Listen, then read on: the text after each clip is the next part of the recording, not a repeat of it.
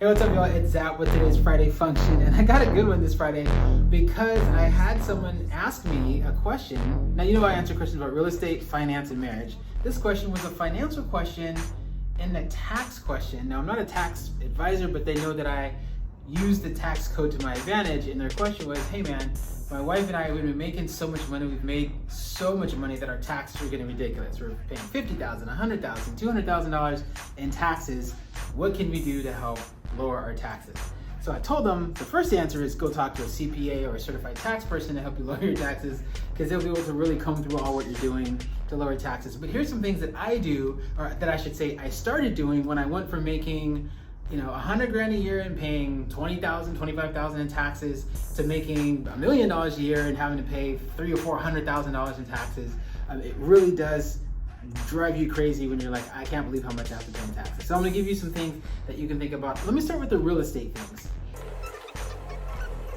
So I wrote some numbers on the board, and these are just some of the tax codes that I take advantage of to help lower my taxes as a higher income earner. 167A, this is depreciation. Now you can depreciate all kinds of things. That helps you lower your taxes by taking advantage of depreciation, and it's certainly something that you can do in real estate. So talk to me in detail if you have real estate and you want to use depreciation for real estate to lower your taxes. 168K is accelerated depreciation. If you want to talk to me, I can help you walk through how this is used in real estate. 121, this is a capital gains exclusion.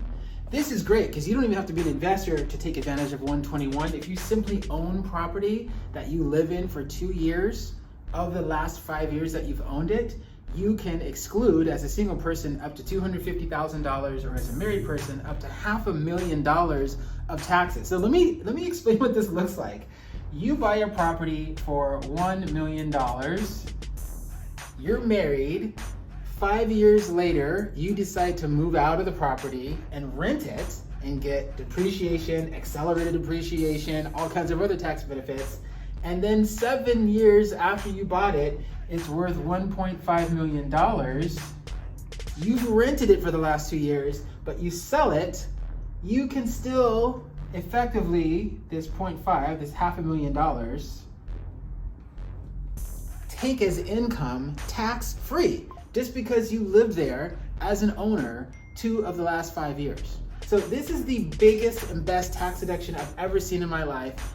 I don't know any other place you can make $500,000 and pay $0 on taxes on it, other than living in a property and using 121, which is the capital gains exclusion. It's amazing. So 280A, this is business use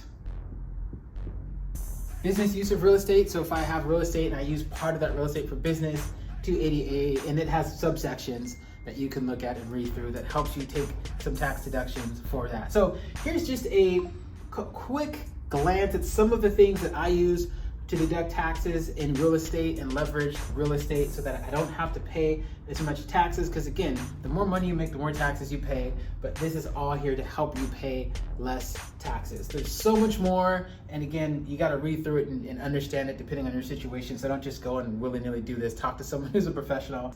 This is something that certainly helped me in my finances, and I think it'll certainly help you to reduce the amount of taxes you pay, which helps your bottom line to keep more money. That's it for today's Friday function. If you have any questions about marriage, real estate, or finances, you know who to give a call to. Hit me up. I'd love to help you. I love helping people with those 3 things. And we'll see you next Friday.